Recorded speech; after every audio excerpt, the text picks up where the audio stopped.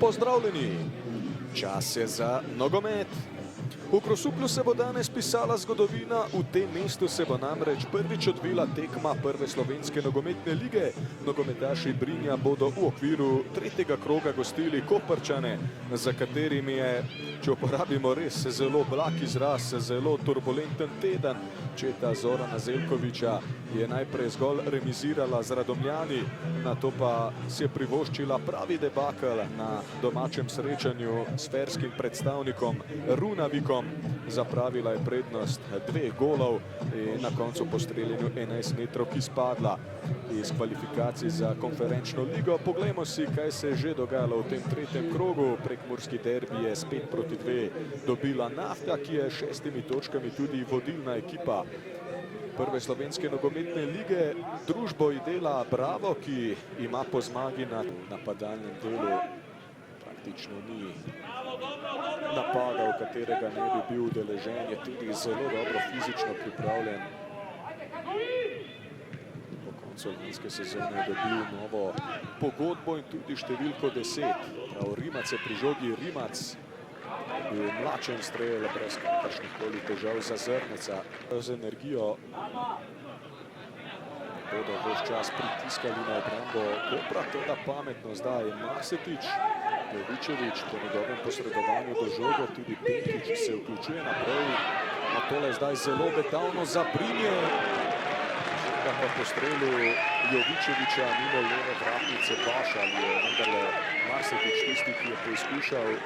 Jovičević, dobro do žoge, Nikola Jovičević, ki se zdaj spustil v prodor, porumenil Boguček, ob naslednjem prekinitvi Jovičević pa ohranja ravnotežje. Nikola Jovičević, pameten prekršek Lučka, vsekakor. Napad Brinja po levi strani, Penkić, dobra podaja, Brinje vodi za 1-0. 19. minuta srečanja.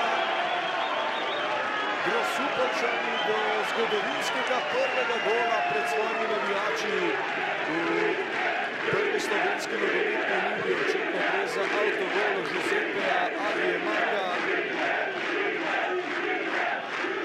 Nogometaši Brinja so presenetili Koprčane. Odlična podaja pred vrata, Adriemag pa je tam nerodno posredoval. Poglejmo še enkrat in Penkić se izvrstno vključil naprej. Veliko smole tudi za Kančke. Na oddaljenejši vratnici je bil Tine Levanič zelo dobro postavljen. Žoga ni prišla do njega. Ko tokov domov se je zapletlo, Koprčani so prenočili na letališču. Takšne zadeve, ki vzamejo seveda ogromno moči. Milošević pa je izključen. Jasno, imel je že rumeni karton odprej, ko je storil prekršek, zdaj pa mu je Bojan Mertik pokazal predčasno pot v slačilnico.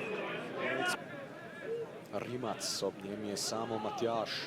Leo Rimac, krasno se je znašel, Leo Rimac, mimo vrat. Iznajdljiv je Rimac.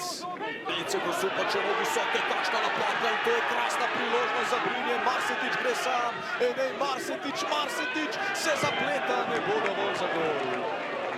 Ne bo dovolj za gol, sijajna priložnost za Grosupeljčane, da bi celo podvojili prednost.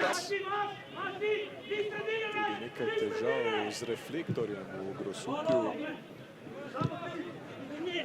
Čas menjavanja svetlosti. Kamil Manseri v kazenski prostor, to je dobra podaja.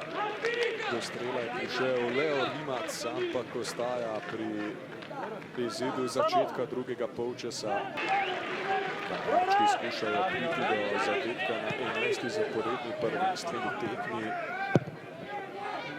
Takrat so neuspešni v tej nameri, tole bi lahko bilo nevarno, ampak priložnost ni spremenila česarkoli. Fran Tomek je žogo poslal prek in mimo vrat, da se je končala njihova evropska pot.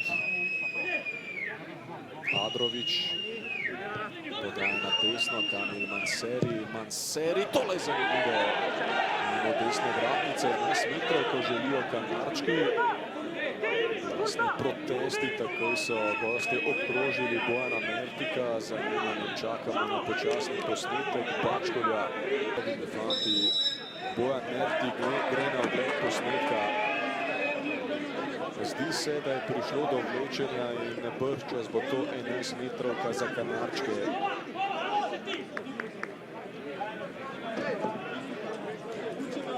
Manseri je podal ali pa streljal, težko tu okarakteriziramo to, kar je storil. Prišlo je seveda do vlečenja in to bo 11 metrovka za Koper, po vsej verjetnosti. Rimac jo je iztržil, če že lahko govorim v sedanjiku. Rok Maher ga je nepravilno oviral. Kontakt je bil sicer minimalen, ampak morda odločilen pri tem, da Leo Rimac ni prišel do žoge in Bojan Mertik seveda kaže na belo piko.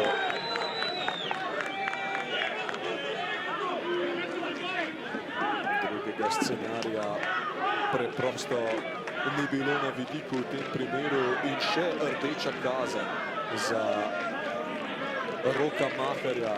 Tudi to. Zdaj pa so Grosupeljčani kar naenkrat res v slabem položaju. Nec Pušnik protestira pri Bojanu Mertiku.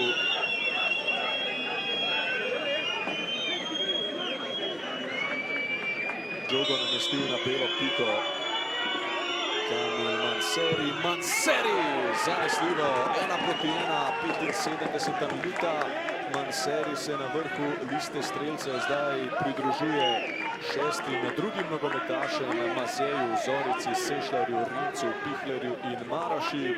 Koprčani so zadevo postavili na izhodišče in z dvema igralcema več bodo zdaj lovili seveda pot do popolnega preobrata. Ni bilo pretiranega veseljačenja, zgolj razmišljanje o tem, kako poskrbeti za to, da se igra čim prej nadaljuje. Zaustavili so ga nogometaši Brinja.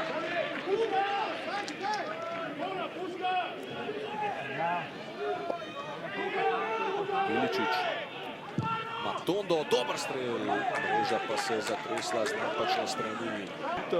Potrebno pa bo paziti seveda na protinapad tu. Če bi Koprčani tu prišli do posesti, bi lahko bili domačini zelo izpostavljeni.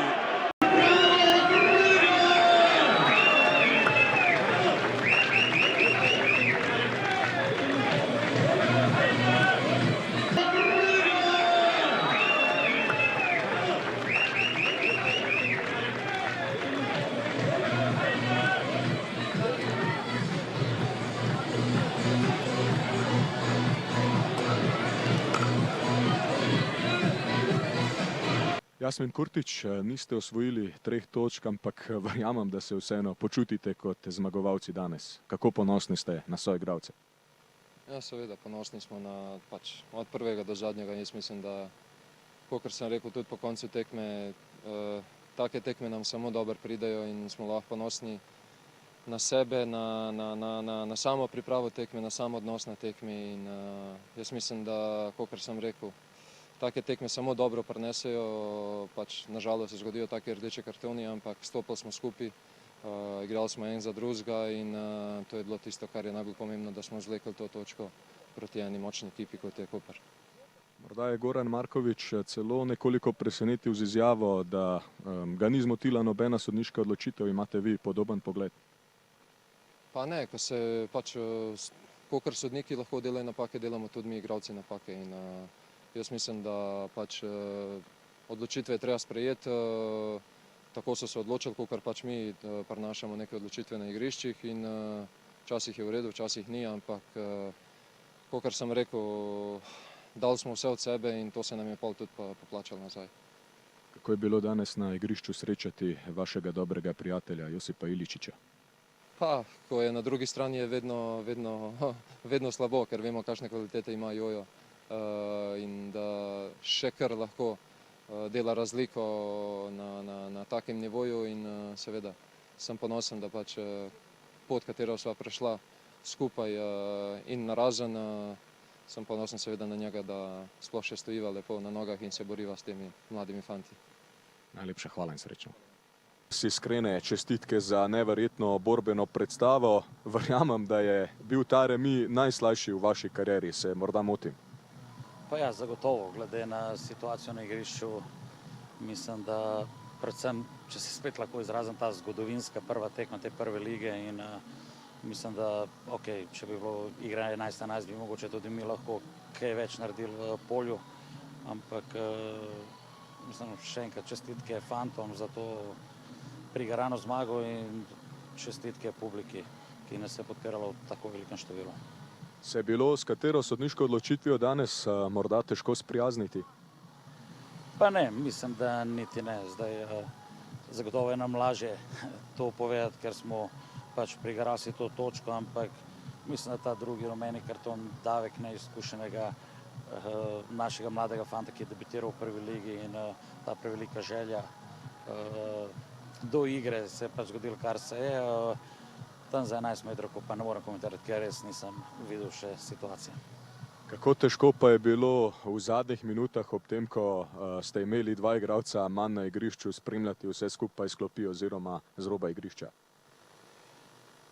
Pa mislim, da to zelo težko natreniraš in da je to samo priješ do fanatične borbenosti in predvsem zato, ker smo imeli, lahko rečem, pozitiven rezultat oziroma da smo pač imeli ta rezultat 1-1.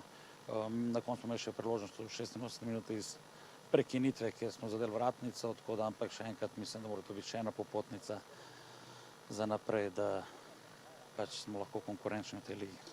Če se morda navežem še enkrat na prvo vprašanje, je ta točka morda celo slajša kot zmaga v prvem krogu v Domžalah? Zanimivo vprašanje, ampak mogoče zato glede na same te okoliščine na igrišču, tako da. Občinstvo pa vam je tudi dalo dodaten zagon, kaj ne?